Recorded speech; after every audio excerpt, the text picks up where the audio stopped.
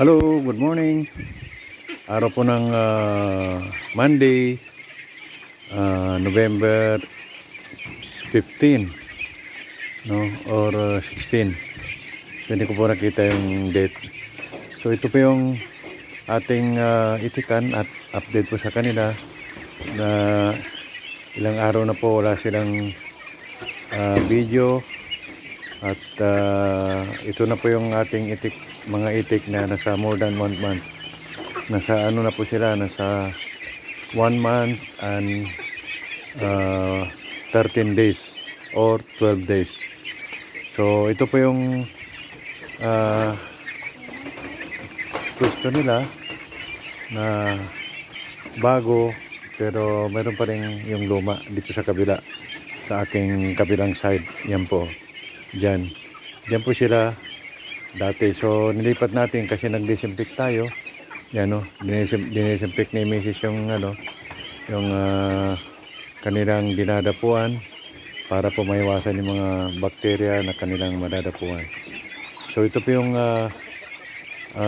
itik natin na nasa more than 370 po yung 70 yung lalaki at 300 po yung babae, pero ito po yung natira. So medyo masakit, nakaka-discourage dahil na bawasan sila, pero mayroon namang dumagdag na maliliit. Kasama po rin ito sa 370. Ito po ay iniwalay natin kasi mabagal yung kanilang paglaki. So nag-decide kami na hiwalay sila sa kanilang mga kasama kasi mabagal po yung hindi sila nakakaano, pero nakita natin na mabilis po yung kanilang paglaki. Nung nilipat ko ito nung mga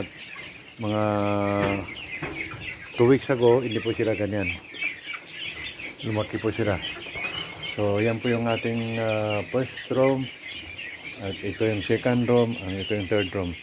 Ito po yung ating pina-hatch na mga itlog dito po sa may Pigkawayan.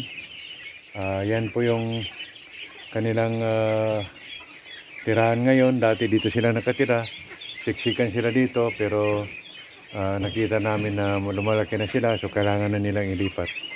So ito po yung mga kasama nito. Yan, no? Ito po ay nasa mayigit 100 po, no? Itong mga duckling na to, pero parang umahabol sila doon sa mga nauna sa kanila ng more than almost 1 month. So yan po. So lipat po tayo dito sa kabila, balik po tayo sa kabila. Yan po yung ating iniwalay. Ito po yung ating mga naunang kinuha. Mayroon na pong talagang na siya, mukhang itik na. Mayroon na pong balahibo, may pakpak. Yung mga iba umahabol na rin. Ayun, may yung itim na to, ang laki na. So sakripisyo lang talaga ang ganitong uri ng negosyo, no?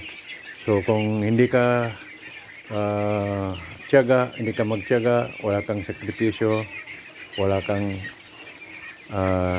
madadating, no? Kasi mangiiral sa'yo yung tamad dahil matrabaho nga. Ako nga pagkapunta ko rito, kasi meron ako mga dinadagdag dito sa kanilang bahay, katulad nung nilagyan ko ng wings dyan, kung nakikita ni mga trapal na aking ginagawang mga yan. Pati dito sa kabila, yung mga tumulong sa amin noon na naggawa na itong building na to, so meron po kong inayos dito. Yan po yung atip na yan, inayos ko po yan at nilagyan ko ng trapal doon sa kabila. So dito sa nakikita niyo guys na trapal, lalagyan po natin ng net yan para po makaiwas sila sa lamok, no? So kasi dito pagkagabi maraming lamok, pero kaya naman nila kasi tutukayin nila ang mga yan. So yan po guys ang ating mga itik for today. Andiyan po sila. Yun, nilagyan natin ang kanilang inuman dyan, pero hindi pa natin nalagyan ng tubig. Naghahanap po ng tubig ito. So maraming salamat guys, at kung meron pa ko yung may komento na makakadagdag sa aming mga ginagawa rito, maraming salamat po. at matulungan niyo kami kung paano mag-alaga at magparami ng itik.